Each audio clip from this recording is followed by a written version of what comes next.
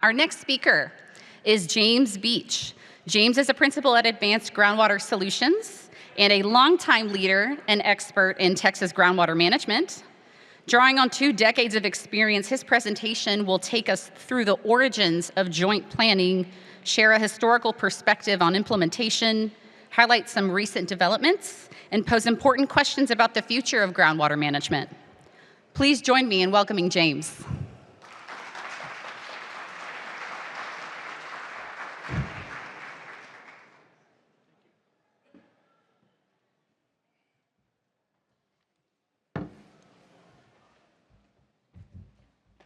Does the next speaker get the Yeti? Just wondering. Okay. DFCs and mags is a streetcar off the rails. So probably with 500 people in the room or online, there are some people who wondered where the title came from. And so let's start there. You heard Robert Mace already. Robert, of course, is a very creative fellow and a scientist. And back when he was at the Water Development Board, he and some comrades wrote a paper called, Desired Future Conditions, or a streetcar named Desired Future Conditions, the new groundwater availability management for Texas. And so, of course, I'm just a country hick, so I hadn't seen the movie. But if you go back and do a little research, it's an old movie play. Marlon Brando is there, and Vivian Lee is the other co-star. And I thought it was very prophetic of Robert to, pick the name. And I like this picture because Robert's already moved 20 years ahead, and he's talking about, 2 girls for every boy and new songs. And I feel like Marlon Brando, sweaty, getting disapproving looks from other folks on DFCs. So anyway, the movie apparently was very successful. Lots of awards given for the acting. So to understand where desired future conditions come from, you have to go back to 2005, and that's the session where the 1763 was passed, and we got joint planning, we got DFCs, we got mags, and back then mags were called managed available groundwater. It wasn't modeled available groundwater yet because it was too early.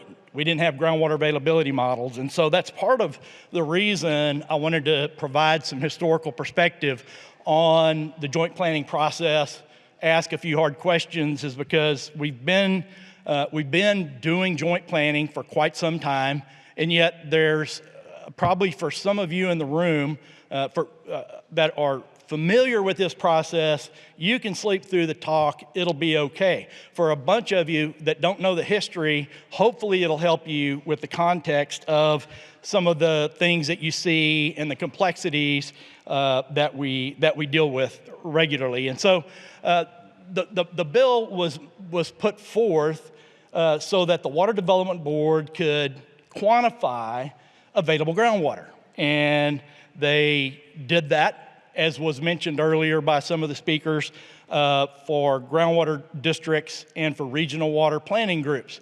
So why regional water planning groups? Well, you have to go back. Let's go back a few more years. 1997, the Water Development Board had always done the state water plan. Y'all have seen the figures from the earlier plans in the 40s, 50s, 60s, bringing water from Arkansas, Louisiana, big pipelines. The state always took that on, and with the passage of I guess it was Senate Bill 1, 1997, the idea was to bring regional water planning into play, push it down to the 16 regions across the state. And so that was the beginning of regional water planning. And about 2000 was the first sort of official GAM. So we've got regional water planning in place. and we've got GAMs starting to be developed at the Water Development Board. There's one in 2000, and then the first state water plan passed in 2002. So, that was based on regional water planning. Well, the big question that came out of that in 2002, of course, was who's deciding how much groundwater is available? All these regions had taken many different approaches to estimate groundwater availability. Some of them did volumetric calculations and certain percentages of that. If you go back to that plan, they tried to describe it, but it was clear that the GCDs had limited roles, and they were responsible for regulating groundwater, and they didn't have a say in what was available and what they were allowed to permit, how they were allowed to manage groundwater.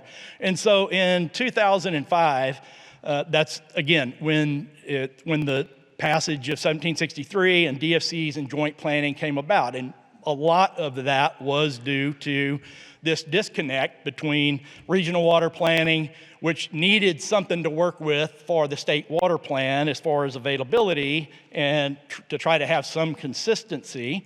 And then in 2010, still with only partial coverage of MAGs, mostly on the major aquifers, the first DFCs were established by the Water Development Board. So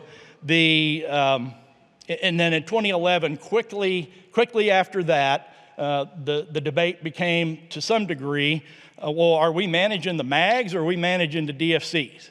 And it was an important enough question that in 2011, Senate Bill 660 fixed that and essentially said, no, we're managing to the DFCs. The Water Development Board will calculate a modeled available groundwater. That's where the name changed. And so we have clarity that the regulatory goal is DFCs.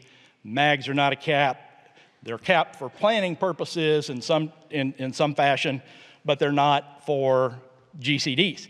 And so that's also where we got the balance between a lot and a little, and the 9 factors that you're probably familiar with that essentially say this is how you decide between a lot and a little. We'll go into more of that a little bit later.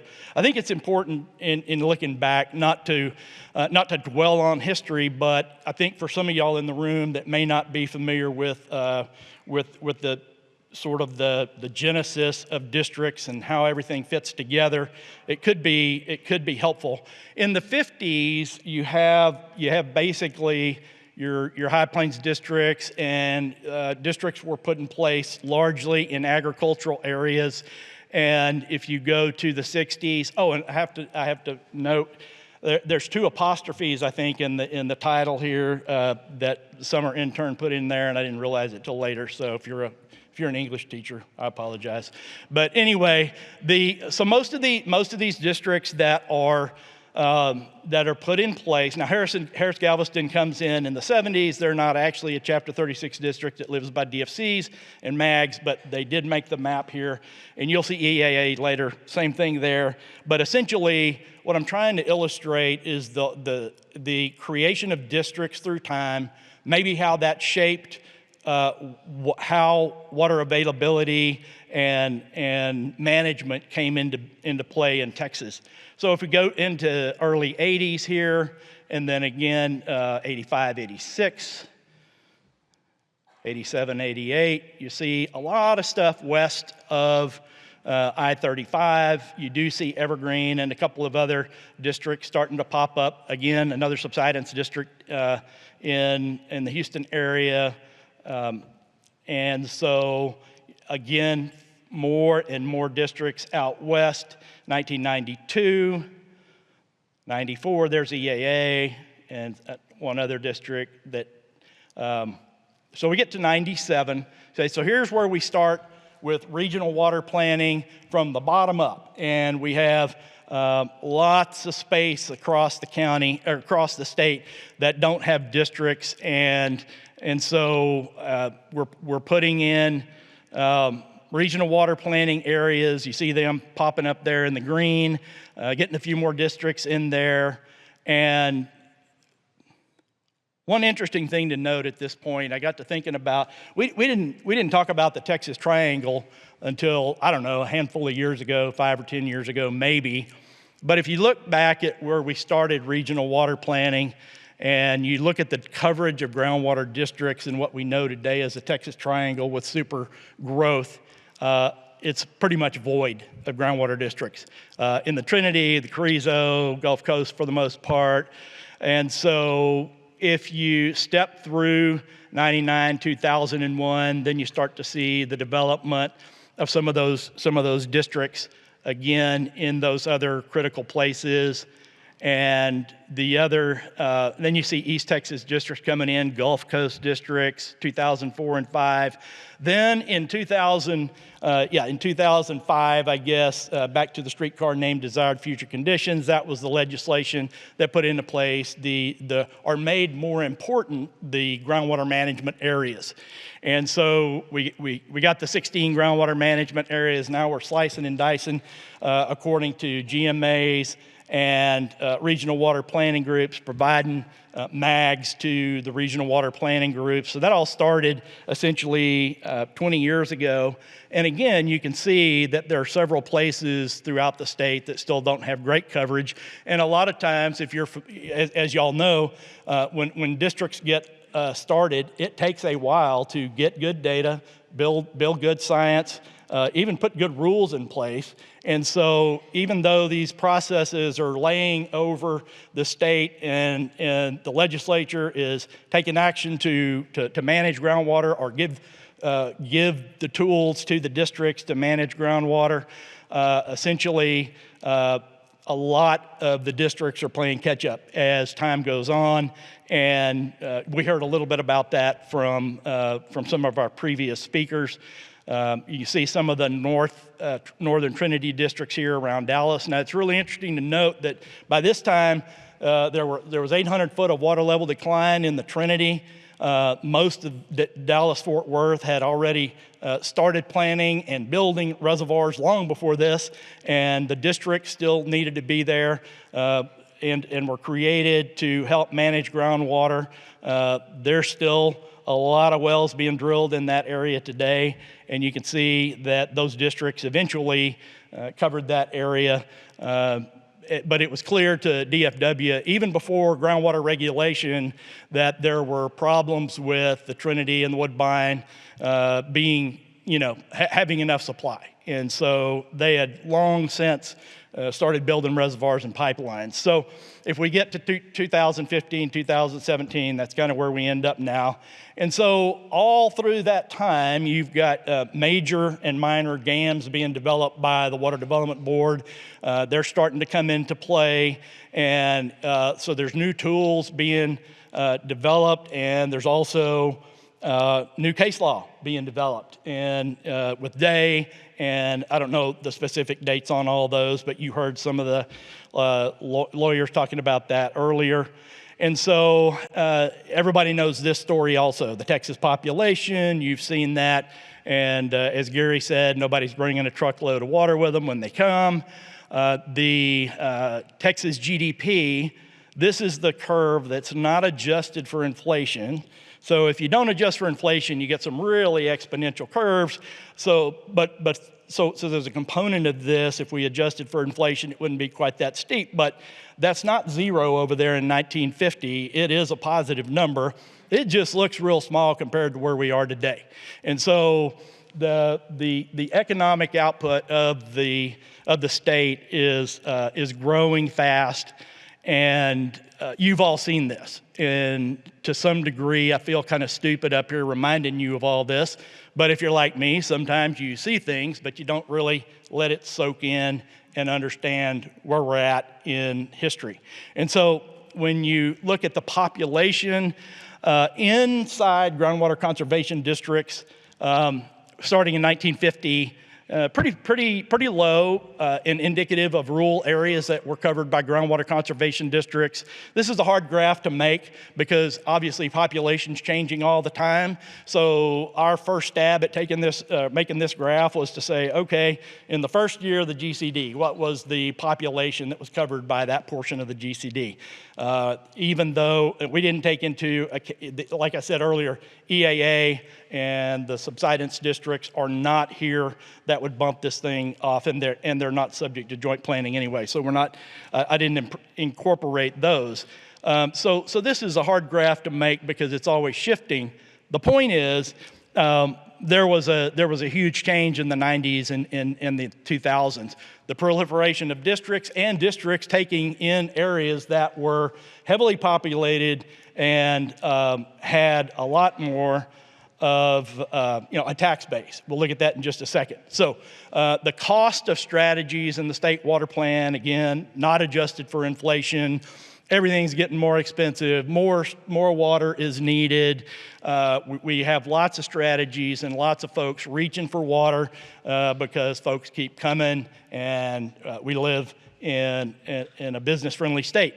And so if you look at the property value of GCDs, it's pretty similar, and this is what's under GCDs. And again, a very hard graph to try to make because I'm just capturing the first year that a GCD was created and putting it on the graph.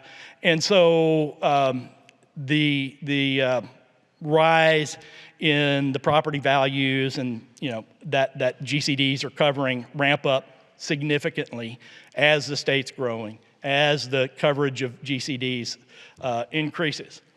So I think it's always important to remember there's a lot of us and they talk in the whole groundwater world. I think it's interesting to be reminded that we, all of us collectively, are the problem. I like air conditioning. Everybody else does too, I suspect. Showers, hot and cold, whatever you do. Transportation, gas, diesel, or electric. We all are a part of this growth, a part of the need for water, a part of the challenge that we're all facing.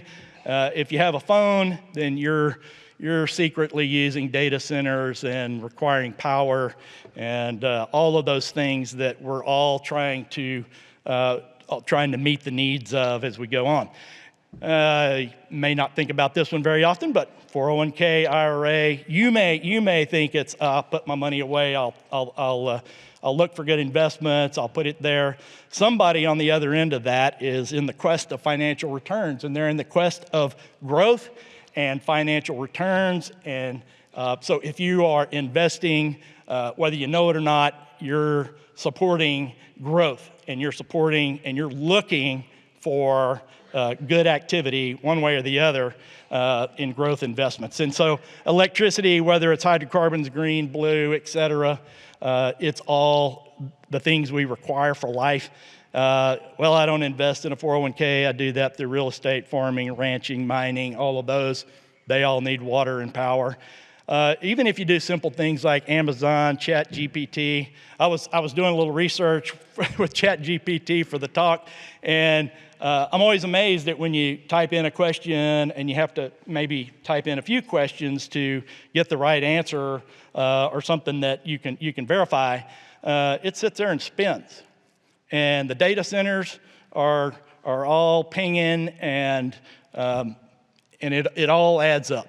And that's what we're all realizing. And there's enough science out there. There's enough documentation for all this. I'm just telling you what you already know. And so even if you're running your John Deere tractor in your field, it's got a GPS driving it potentially and keeping track of everything. And it's hitting cell towers, it's hitting GPS stations, it's hitting data centers, power. It's all required. So life takes energy, water, and resources. So general observations about Texas, again, talking in this room, probably talking to people who already know this, but we're a business-friendly state, opportunity-rich state, and nobody's bringing water with them. Historically, a very affordable state compared to a lot of other states. And so the rising tides of population are here. And most of that, a lot of that is driven by whether you consider it the rise in the money supply, the rise in debt in regards to, the Federal Reserve making money available, treasuries, and all of that. Bottom line is, there's money available. It's going to go where it's treated best. Texas is proud of its reputation as being a business-friendly state, and so here we go. That is part of the observations.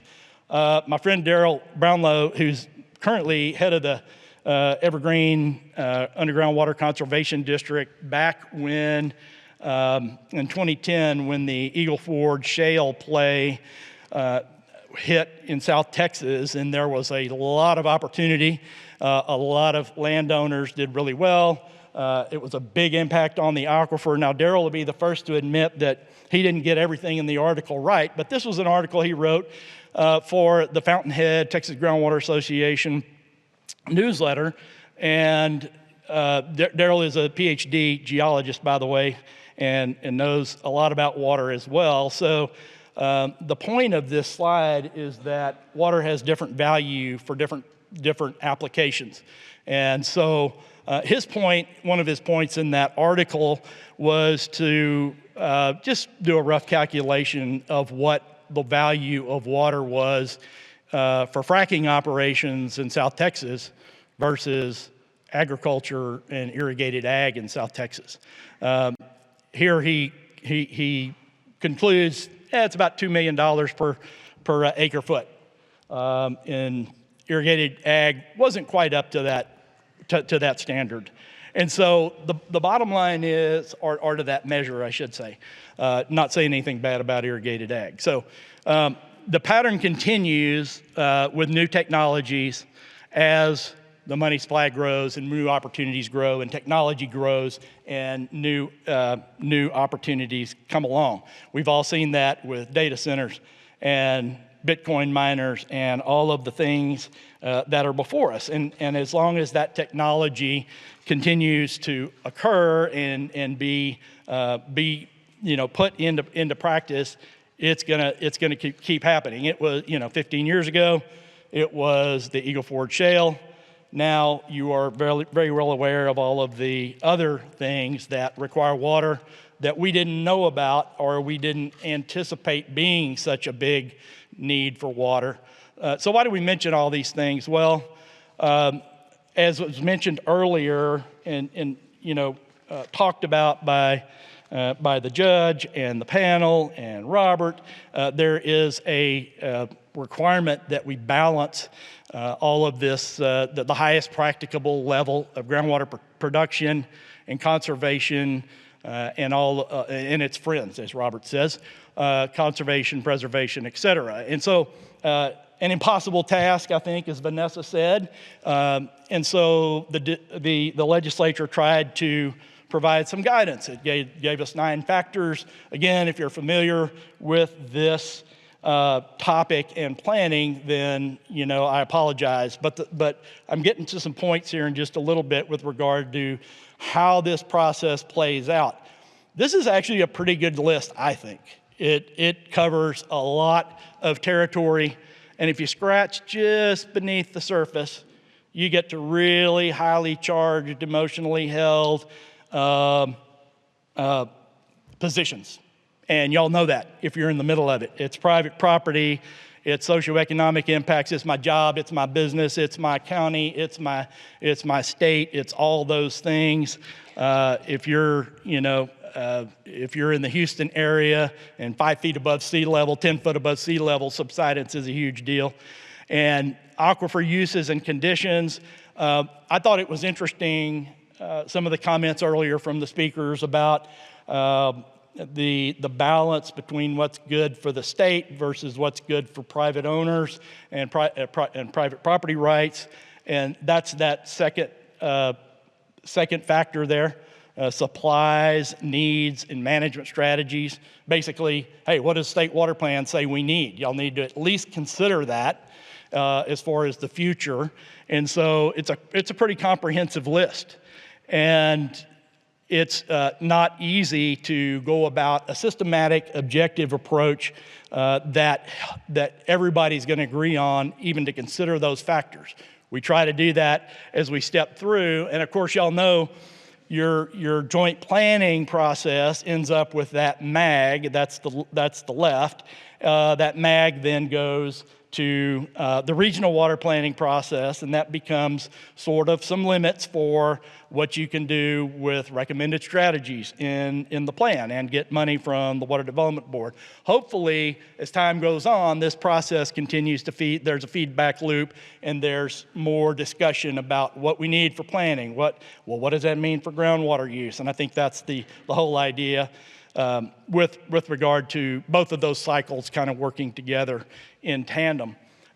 Features of the joint planning include, the GAMs or tools. There's going to be a talk by some really smart folks after me. I won't go into GAM details, but as we've all heard and know, they're imperfect, but sometimes useful.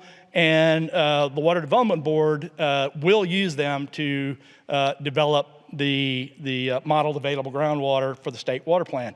So as we remember back to the setup and the history, it was talked about earlier, these models aren't necessarily made for all of the challenges of the day that we face. There's big questions about groundwater that those models are very limited in being able to answer. And some districts are moving forward with more refined science, more refined modeling to help kind of fill in the gap. I think we'll hear about more of that in the next talk. So here's a really important thing I think that we should be thinking about, talking about. There are many different approaches used to develop DFCs, but usually it entails some kind of a sensitivity analysis where we use the model to look at pumping, and we range the pumping, and we look at the effects. We do some sensitivity analysis, but there's not real clarity a lot of times in how those ranges are determined or what the real objective is. It's just sort of, well, how much we using now? How much we think we need? Some people are asking those questions. Other people are just saying, how can we cut back and conserve water? Other people are going, give me everything I can get, finding that balance. Excuse me. And I think one of the things that's becoming more apparent to the folks that are down in the trenches trying to get all this done all the time, number one, there just needs to be a better transparency about what's being done and how we're making these considerations. In practice, generally, people ask, well, where does that model available groundwater come from? Well, essentially, it's a pumping file, geographic and by aquifer, that fits into a GAM. And the Water Development Board slices it and dices it, and so that's essentially mechanically how that works. Now, some of y'all know that very well. Some of you may not. And so thought I would throw that in there. But there are many different philosophies and approaches used to develop pumping files for MAGs. And they can vary significantly, and they can vary significantly for GTDs in the same GMA. Everybody has that local control to think about those things. And what we're trying to do in places where we work, and I know in GMA 12, all the consultants there are having a lot of discussions about how to make all of the data very transparent. All the permitting databases are out there now based on some runs that were done in the last 6 months or so. And I think one of the challenges that we have in trying to improve this process is that, and this was brought up earlier, I can't remember who said it, that there's policy and there's science, and I think in the consideration of the 9 factors and all the modeling, sometimes all of that gets blurred together, and it's hard to separate, well, exactly why did you come up with this pumping? Exactly why did you make this policy decision over here in the modeling when all we were doing was just looking at sensitivity analysis? Why don't we separate those two, be transparent about it, and try to say, you know, the model says this, but our policy is that. And it's not that they don't overlap. We know they do overlap, and the result of this process is the marrying of, you know, science and policy. But I think for stakeholders and decision makers, it makes sense to try to be as transparent with that process.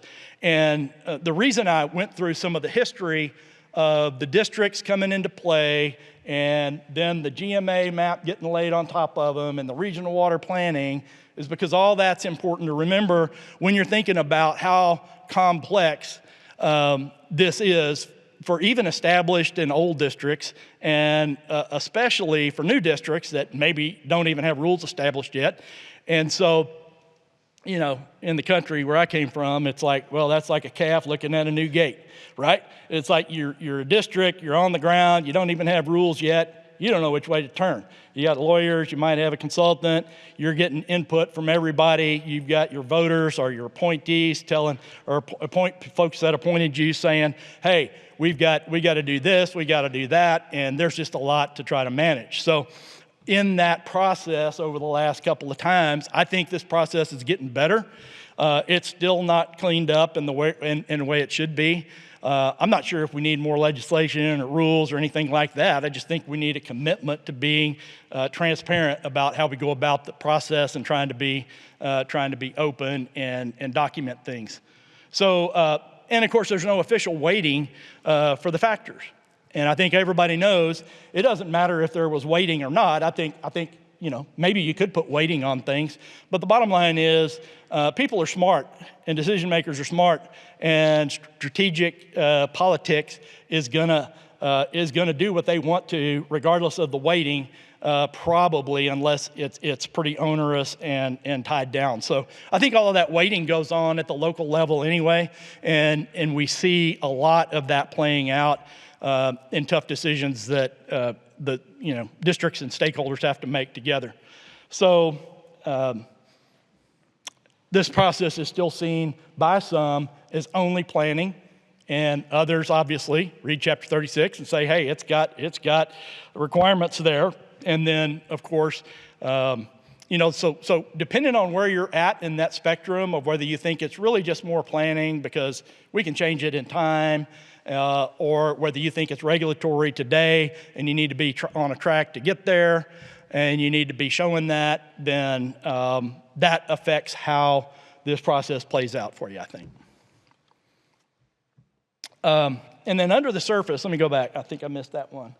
Yeah, this has become a very contentious, that goes without saying. It's become pretty contentious in a lot of GMAs for obvious reasons. I mean, that's the reason I showed you the graphs earlier about what's going on in Texas, what's going on with GCDs, the areas that you're covering, the tax base you cover, the important decisions that all of this water availability drives, right?